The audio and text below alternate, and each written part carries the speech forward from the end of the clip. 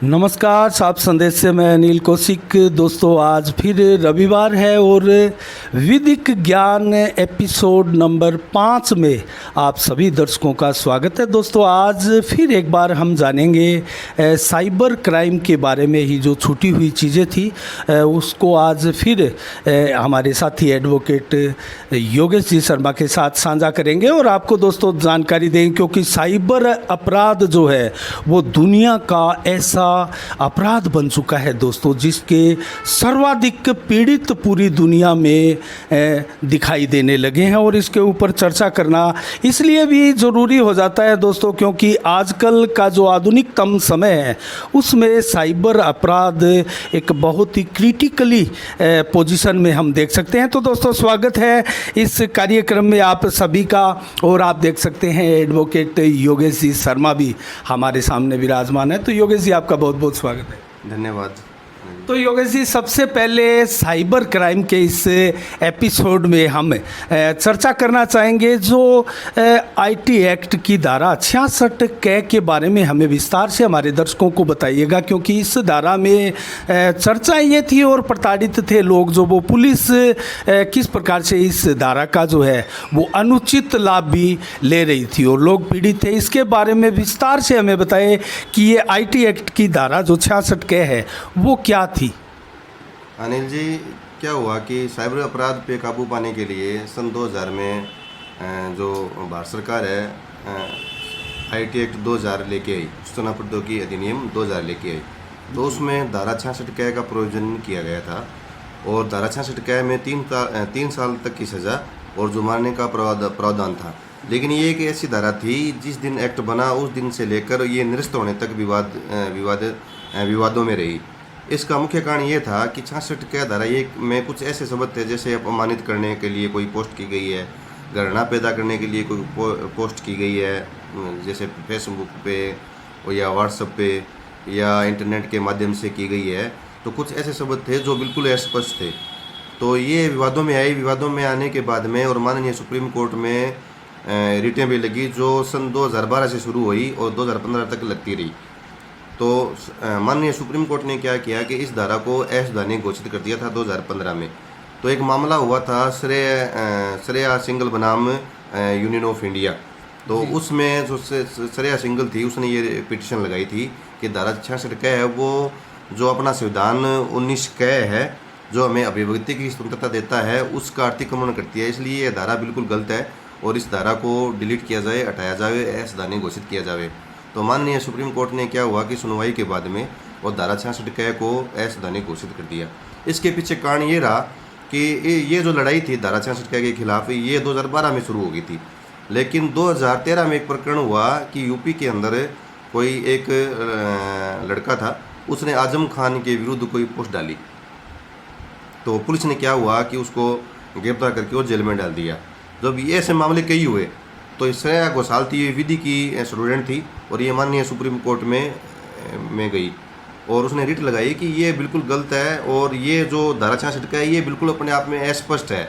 भी कोई शब्द किसी को अपमानजनक लगे तो हो सकता है वो सच्चाई हो और वो किसी और के खिलाफ और कोई तीसरा पर्सन आके कहे मेरे को तो ये अपमानित लगी या मेरे को ये घृणा पैदा करती है, तो ये कोई बात नहीं हुई, ये बिल्कुल गलत है। ये धारा को असंवैधानिक घोषित किया जाए।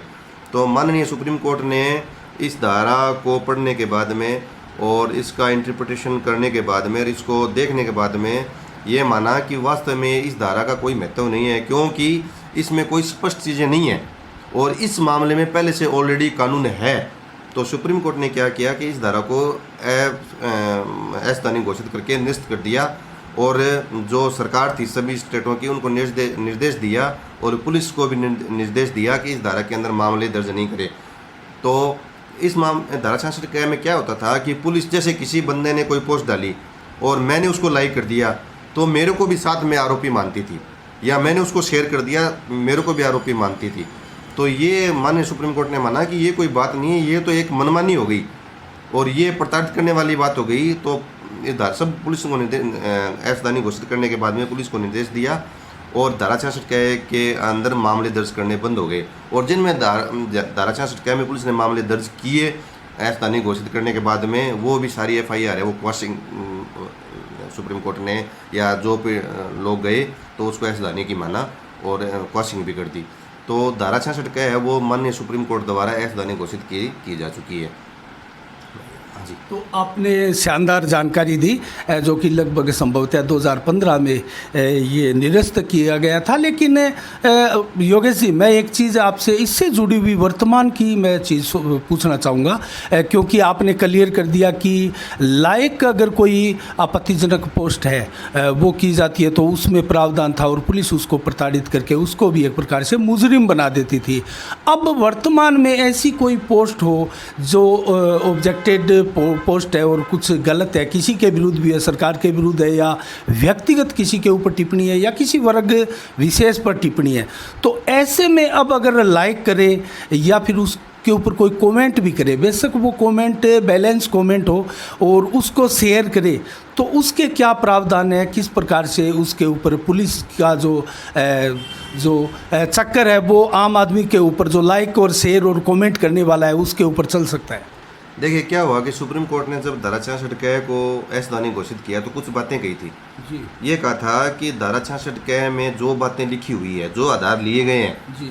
और जिन आधारों पे किसी को आरोपी बनाया जाता है तो वो आधार बिल्कुल अस्पष्ट है। जो बातें लिखी गई है, जो उसमें परिभाषा लिखी गई है वो अस्पष्ट है, इसलिए धारा 66 क का कोई महत्व नहीं है। दूसरी बात ये है कि एक बात बिल्कुल स्पष्ट तौर पर कही कि जब IPC में जो भारतीय दंड संहिता है उसमें स्पष्ट तौर से कानून है कि कोई आदमी अपराध करता है तो उसको दोबारा इसमें 66 क के लाकर और अस्पष्ट तरीके से लिखना कोई मतलब कोई मायने नहीं है इस बात के। तो जब IPC में इस प्रावधान है तब धारा 66 क का कोई मतलब नहीं है। तो जब कोई व्यक्ति किसी तरीके से कोई ऐसी लोग न्यूसेंस वाली बात करता है तो भारतीय दंड संहिता की धारा 268 में प्रावधान है उसके लिए। हाँ, तो लोग न्यूसेंस के अंदर आता है। जैसे अपन कोई पोस्ट डालते हैं और ऐसी कोई मतलब विक्षोभ करने वाली हो या सांप्रदायिक दंगा भड़काने वाली हो या कोई स्पीच हो तो वो नो न्यूसेंस में आ जाएगी, जिससे किसी की जान को खतरा हो या दंगे भड़कने की आशंका हो तो वो धारा 268 के अंदर भारतीय दंड इसमें प्रोविजन है। तो पुलिस क्या करती है कि आपने जितनी भी FIR भादरा क्षेत्र में हुई या कहीं देश में हुई है तो आपने देखा होगा कि उसमें धारा 268 जरूर है। ऐसे मामले जिनमें है IT एक्ट की धारा नहीं है तो वो पुलिस ने 268 में दर्ज किया क्योंकि वो सुप्रीम कोर्ट ने इस बात को क्लियर कर दिया था। तो वो धारा 268 में दर्ज होती है। दूसरा क्या करती है पुलिस कि जैसे पाबंद वगैरह करना वो कार्रवाई करती है। तो इसमें अलग से प्रोविजन जहाँ IPC में प्रोविजन कोई है और IT एक्ट में प्रोविजन अस्पष्ट है तो सुप्रीम कोर्ट ने क्लियर कर दिया था कि वो IPC में जब है तो वो असंवैधानिक है। IT एक्ट की धारा है वो असंवैधानिक है। तो इसमें ये बातें हैं कि धारा 268 में ही लोग न्यूसेंस में FIR दर्ज होती है। चलो, आपने अच्छा करके इसको बताया, बहुत ही क्लियर तरीके से बताया। और योगेश जी, मैं जानना चाहूँगा, जब पुलिस कोई साइबर अपराध किसी प्रकार का होता है और मामला दर्ज ना करे तो फिर क्या करे आमजन जो है वो, इसके बारे में बताएं। देखिए क्या होता है कि साइबर अपराध एक ऐसा अपराध है जो पुलिस के लिए वास्तव में मतलब सिरदर्द बना हुआ है। इससे पीछे कारण ये है कि पुलिस को इसमें इन्वेस्टिगेशन जो करनी पड़ती है वो बहुत बारीकी से करनी पड़ती है। IT एक्सपर्ट की जरूरत पड़ती है, चैन पूरी जोड़नी पड़ती है और साइबर अपराधी कहीं भी बैठा अपराध कर देता है। जैसे राजस्थान के आदमी के साथ बंगाल का बैठा बंगाल से कोई साइबर अपराध करता है तो पुलिस को राजस्थान से लेकर पूरी बंगाल तक इसमें इन्वेस्टिगेशन करनी पड़ती है। तो पुलिस चाहती है कि जितने हो सके इस मामलों से बचा जाए। ठीक है। तो पुलिस इस मामले में जो साइबर अपराध होती है उसमें ज़्यादातर क्या है कि मतलब दर्ज करने से आनाकानी करती है। लेकिन क्या होता है कि कुछ मामले ऐसे इतने बड़े होते हैं कि पुलिस को FIR दर्ज करनी पड़ती है और इन्वेस्टिगेशन करना पड़ता है। तो इन्वेस्टिगेशन बहुत मुश्किल काम होता है साइबर क्राइम के अंदर, इसलिए पुलिस बचने की कोशिश करती है। लेकिन अपने पास जो रिलीफ है वो ये है कि कई बार क्या होता है कि पुलिस मामला दर्ज नहीं करती है और वो जानबूझ के भी नहीं करती क्योंकि उसको पता होता है कि इन्वेस्टिगेशन बहुत मतलब सिरदर्द हार्ड है और सिरदर्द भी बन जाती है असली मुलजिम तक पहुँचने के लिए। तो क्या होता है कि जिसके साथ साइबर अपराध घटित हुआ है तो सबसे पहले तो वो क्या करे कि उसके पास यदि कोई डॉक्यूमेंट का कोई कलेक्शन है या कोई पोस्ट है या कोई जैसे ट्रांजैक्शन कोई कर लिया, कोई अकाउंट से ट्रांजैक्शन हो गया या ठगी हो गई तो उसका वो संभाल के रखे। और दूसरा पहले तो पुलिस के पास जाए यदि पुलिस उसमें इन्वेस्टिगेशन FIR दर्ज नहीं करती है तो उच्च अधिकारी जैसे DSP है या SP है तो उसको एप्लीकेशन एक देवें। यदि उसके बाद भी नहीं होता है तो कोर्ट क्या करती है कि आप कोर्ट में आइए, कोर्ट में अपना मामला रखिए, कोर्ट इसको सुनने के बाद में 156(3) में FIR दर्ज करने के आदेश देती है तो पुलिस को इन्वेस्टिगेशन करनी ही पड़ेगी, पुलिस मजबूर है करने के लिए। तो कोर्ट एक ऐसा माध्यम है जिससे आप, यदि पुलिस आपका मामला दर्ज नहीं करती है तो आप कोर्ट में आके दर्ज करवा सकते हैं। इसमें क्या होता है कि कई बार लोगों का सीधा सीधा आरोप रहता है कि पुलिस दबाव के चलते भी ऐसे मामले जो है वो दर्ज नहीं कर पाती है, तो इसमें क्या पुलिस के ऊपर भी किसी प्रकार का कोई बनता है केस, किसी प्रकार की कोई एक्ट धारा प्रावधान है? देखिए क्या होता है कि कोई आदमी जैसे सरकारी कर्मचारी है, अपने कर्तव्य का निर्वहन नहीं करता है तो सबसे पहले उच्च अधिकारियों से उसकी शिकायत, यदि वो अपने कर्तव्य में लापरवाही करता है तो उच्च अधिकारियों से उसकी शिकायत होती है। और यदि वो कोई इस दौरान गंभीर लापरवाही करता है और अपने कर्तव्य को ध्यान नहीं करते हुए किसी को नुकसान भी पहुंचा देता है और घोर लापरवाही करता है तो पुलिस जो उच्च अधिकारी है वो अनुशासनात्मक डिसिप्लिनरी जिसको बोलते हैं डिसिप्लिनरी कार्रवाई भी कर सकती है और जो परिवादी है वो चाहे तो कोर्ट के शरण में भी जा सकता है। जी जी, आपने बहुत ही शानदार तरीके से क्लियर करके सारी चीज़ बताई है। और दोस्तों मैं जानना चाहूँगा योगेश जी आपसे, अब जो 107, 151 की जो धाराएं लगाकर पुलिस अमूमन लोगों को पकड़ के लेके जाती है तो उसमें क्या प्रावधान है, वो किस प्रकार से उनको पकड़ा जाता है और कितनी अवधि के लिए रखा जाता है और क्या उनके साथ जो है वहाँ किया जाता है थाने में? देखिए 107 और 151 की जो कार्रवाई होती है वो पाबंद करने के लिए उसको बोलते हैं। तो उसमें क्या होता है कि पुलिस को ये आशंका रहती है कि इस व्यक्ति के कार्य की वजह से लोक शांति भंग हो सकती है, तो उसको एक पाबंद किया जाता है और उससे श्योरिटी ली जाती है कि ये काम है, मतलब आगे ये इतने दिनों तक नहीं करेगा, इसको पाबंद किया जाता है। तो इसमें पुलिस का क्या होता है कि कई बार जैसे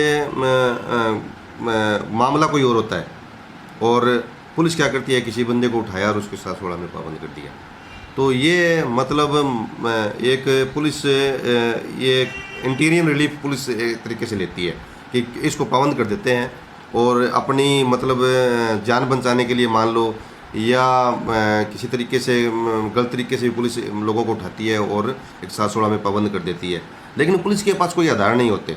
शांति भंग का ये एक परिभाषा है शांति भंग की, तो उसने क्या एक्ट किया कोई नहीं आता कि हमें तो आशंका थी, शांति भंग की आशंका में इसको गिरफ्तार किया गया, उठाया और मजिस्ट्रेट SDM के पेश कर दिया और वहाँ मुचल के भरवा लिए।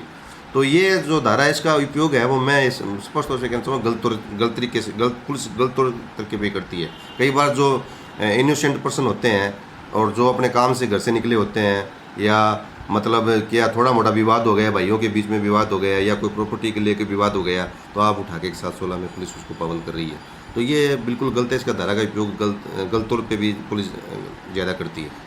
इसमें अमूमन यही देखा जाता है कि पुलिस जो है वो लोगों में एक प्रकार से धारा 107-51 में खौफ पैदा करती है और लोग अमूमन थाना तहसील में जाने से वैसे ही डरते हैं।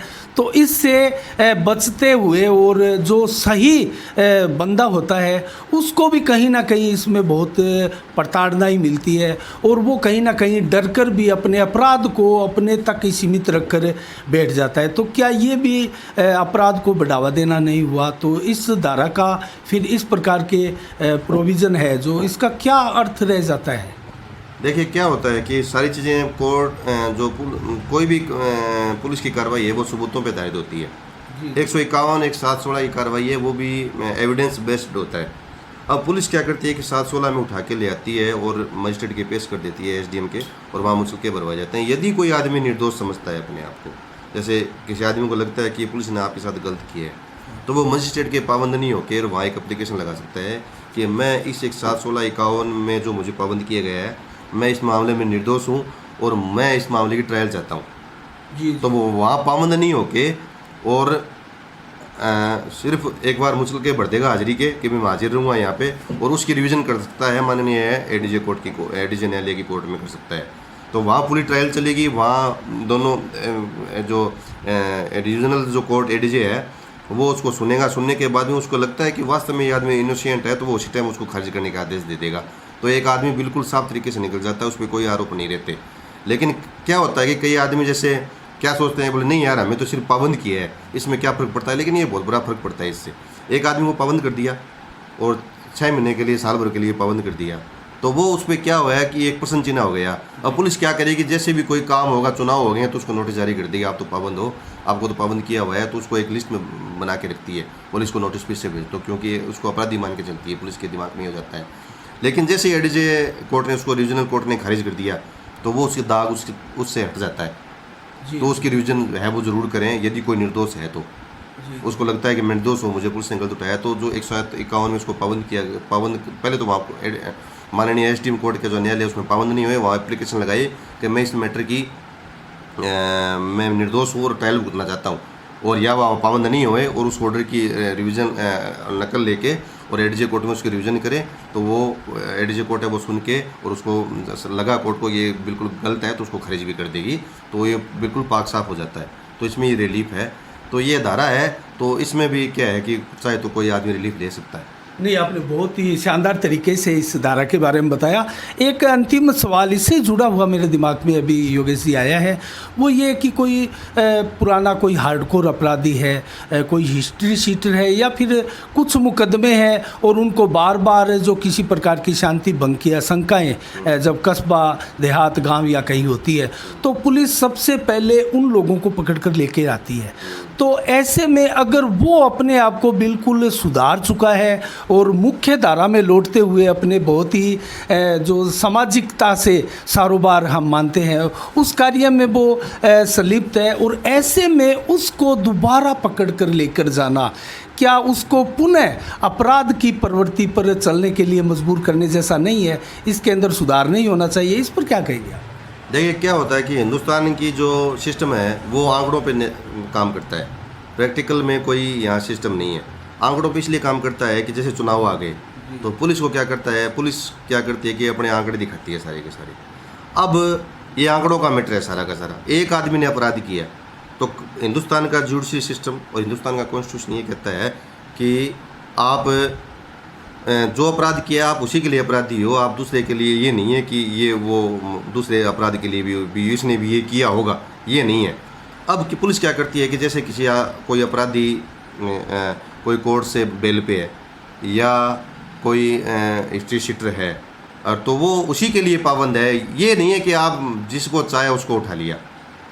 ठीक है, उसमें सुप्रीम कोर्ट के काफ़ी रूलिंग्स हैं कि एक आदमी को आप ये नहीं कि उस पर बार बार आरोप लगाते रहोगे, ये है। हाँ, उसके खिलाफ कोई आपके पास मजबूत एविडेंस है तो आप उसको, पुलिस उसको गिरफ्तार करके 151 में ला सकती है और उसके पर्याप्त सबूत होने चाहिए। लेकिन हर बार ये नहीं है कि कोई काम हुआ उसको उठा लाओ, कोई काम हुआ उसको उठा लाओ, ये सिस्टम नहीं। 116 में पाबंद कर दिया, चलिए उठा लाओ और पाबंद कर दिया। अच्छा वकील जी, इसमें जैसे कोई मुजरिम था और अब वो बहुत सुधर चुका है और वो मुख्य धारा में भी है और 5-7 साल से अपना कोई शॉप, अपनी कोई दुकान और अपना ऐसा कोई सामाजिकता से सारोबार वाला कार्य कर रहा है, तो उसके आंकड़े वो भी तो पेश कर सकता है। क्या पुलिस ऐसे आंकड़ों को मानेगी या फिर कोर्ट ही ऐसे आंकड़ों को मानती है? देखिए मेरी बात सुनो कि पुलिस यदि ऐसे किसी आदमी को परेशान करती है और बार बार वो समाज की मुख्य धारा में है और अपना जीवन अच्छी तरीके से जी रहा है, वो समाज के सामने उदाहरण है, और फिर भी पुलिस उसके खिलाफ उसको हरासमेंट करने की कोशिश करती है या उसको किसी तरीके से दबाव में लेती है, तो उसके खिलाफ ये है कि वो सुप्रीम हाई कोर्ट में जाके रिट पिटीशन दायर कर सकता है कि मेरे खिलाफ ये मामला था, उसमें मैं सज़ा भुगत चुका हूँ और मैं समाज की मुख्य धारा में हूँ, मैं अपना काम कर रहा हूँ, इसके बाद मेरे खिलाफ कोई किसी प्रकार के आरोप नहीं है और मैं अपना जीवन सादे तरीके से या चरित्रवान होकर जी रहा हूँ, इसके बाद ही पुलिस मुझे हरासमेंट कर रही है, तो बिल्कुल सुप्रीम हाई कोर्ट है और माननीय सुप्रीम कोर्ट है वो कार्रवाई करती है। और इसमें काफ़ी सुप्रीम कोर्ट के लॉ ऑलरेडी पहले से हैं, तो रिट पिटीशन लगी हुई है। जो अपराधी थे वो समाज की मुख्य धारा में आए, पुलिस ने उनको हरासमेंट करने की कोशिश की तो वो सुप्रीम कोर्ट में गए, तो सुप्रीम कोर्ट ने बिल्कुल स्ट्रक्चर पारित किया, बोले नहीं ये गलत है, एक आदमी अपना जीवन जी रहा है तो आप उसको इस तरीके से हरासमेंट नहीं कर सकते। तो इसमें ये है, रिलीफ है, हाई कोर्ट में भी है और माननीय सुप्रीम कोर्ट के तरीके से भी रिलीफ है। आपने बहुत विस्तार से योगेश जी इसके बारे में हमें जानकारी दी, आपका बहुत बहुत धन्यवाद वकील जी। बिल्कुल धन्यवाद सर। हम ये चाहते हैं कि लोगों को जानकारी हो और अज्ञानता है वो विधि के प्रति भ्रष्टाचार कम हो, हमारी यही है कि लोगों को कानून की जानकारी ज़्यादा से ज़्यादा मिले। तो दोस्तों आपने सुना, ये थे एडवोकेट योगेश जी शर्मा। और हमारा जो विधिक ज्ञान का कार्यक्रम है दोस्तों, आपको कैसा लगता है इसके ऊपर आप कमेंट करके हमें बार बार सुझाव भी दे सकते हैं अपने। और दोस्तों जिस प्रकार से साइबर क्राइम के ऊपर हमने लगातार 3 एपिसोड से ज़्यादा हम लगातार चर्चा कर रहे थे, और शानदार शानदार जानकारियाँ दोस्तों जितने हमारे जहन में सवाल आए थे उससे संबंधित लगता है अभी भी कुछ सवाल छूट गए होंगे। अगर ऐसे सवाल आपको लगता है कि हमने कुछ ऐसे सवाल छोड़ दिए जिसके सवाल जानना आपके लिए बहुत ज़रूरी था, तो हमें कमेंट बॉक्स में आप बताएं, हम उन सवालों को आगे एपिसोड में ज़रूर लेंगे। लेकिन अगला जो एपिसोड हमारा 6वां एपिसोड विधिक ज्ञान का होगा दोस्तों, वो वसीयतों के बारे में होगा। जिस प्रकार से वसीयत होती है, एक व्यक्ति की संपत्ति होती है, उसको वो किस प्रकार से किसके नाम या कैसे वो करता है दोस्तों, उसके ऊपर क्या कानून बने, और उसको लेकर भी काफ़ी विवाद आम तौर पर हम हमारे समाज में देखते हैं। तो उसके ऊपर विस्तार से बात करेंगे। आज के लिए इतना ही। इसी के साथ दोस्तों मुझे दीजिएगा इजाज़त। साफ संदेश से मैं अनिल कौशिक, नमस्कार। जय भारत, जय जय राजस्थान।